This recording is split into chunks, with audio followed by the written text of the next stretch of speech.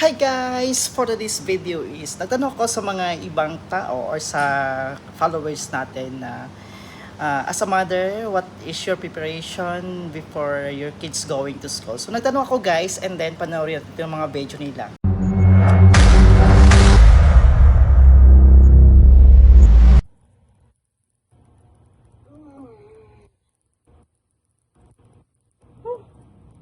Gising na tayo. Okay, umaga na. Mag-prepare na tayo ng ano na kapatid. Gising na. Kaya mag-prepare na tayo ng pagkain at gamit ng mga estudyante. Pasok ka na.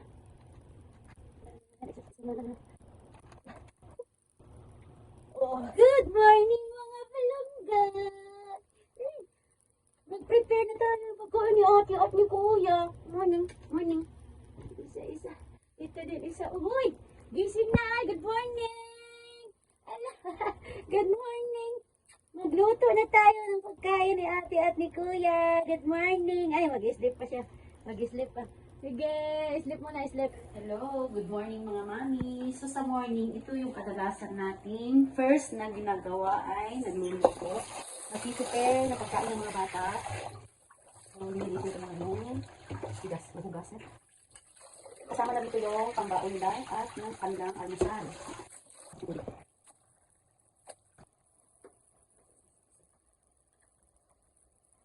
Tapos next naman ay ito. Magluluto ako ng pambaon. So ito yung kanilang pambaon. Yung beef loaf. Tsaka lalagyan ko ng itlog.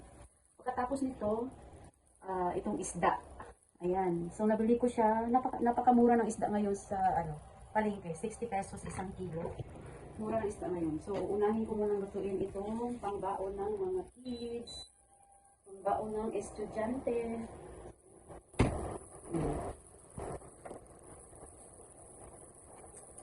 Lagyan ko ng konting itlog. So, una yung pinakamalakas kasi maubusan kami ng gas oil. So, ito lang yung gagamitin ko madali ang luto. Pero yung mga sabaw-sabaw dito is hindi siya pwede doon po sa uling. Kasi pag dito, tataas yung kuryente natin. So, dapat ang mga niluluto dito ay yung madalian lang. Gaya ng prito, ganun.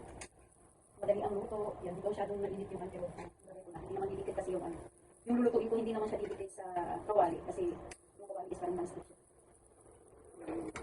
Hi! Yung pusa, oh. Yung pusa. Nagihingi na siya. Nagutom na. Wait lang, ha? Maya na tayo pag maluto yung isda. Yan. Yan yung mga bunso. Nangihingi na ng pagkain. Ayan, oh. Yan. Wala pa akong naluto. Ayan na. Wait lang. Wait lang. Wala pa tayong nalutong ulang ng mga ampon namin. Hingi na sila ng food, yung mga ampon. Ayan. So, yun pa, minute. Kaya hindi ko lutuin yung mga prito-prito. Pero pag mga nilaga, hindi siya pwede kasi masyadong maka yung kuryente. Prito-prito lang muna. Ayan. Habang hinahantay natin yung pagkain na maluto, yung ulam na maluto natin. So, ilagay naman natin yung kanilang nagamit sa school. Ayan, nagpansya na siya. Nagpansya na. Then, yung sapatos medyo yung isa. Dawag dua, oh. Oh, kamu suot na, bantay mo nga, di mo biskwila ha. Biskwila pa naman, sige. Biskwila po na sila.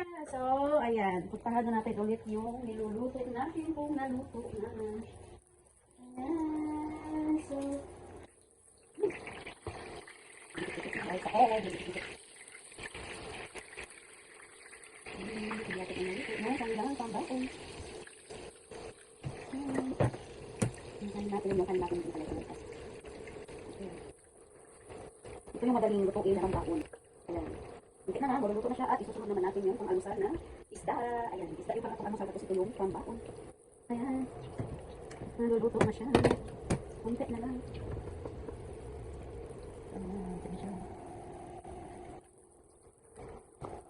So dahil na-prepare na natin yung mga gamit and yung pagkain ng mga bata, so gigisingin na natin para maligo at makabihis.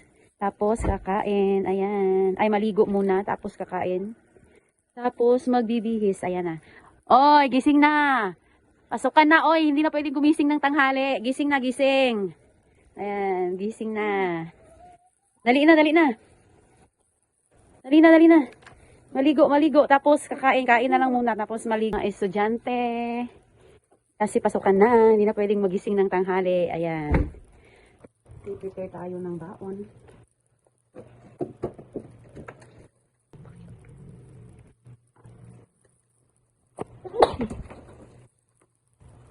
Baon nila sa school. Kailangan natin sila pag-uunang ng tubig para pag, ano, yung sobrang mainit, hindi sila mag-dehydrate. Kailangan natin, hindi kasi tulad doon na ano, noong nung time ko, wala kami mga tumbler, hindi kami nagbabaon ng tubig. Ngayon yung mga bata kasi ngayon, kailangan nila magbaon ng tubig.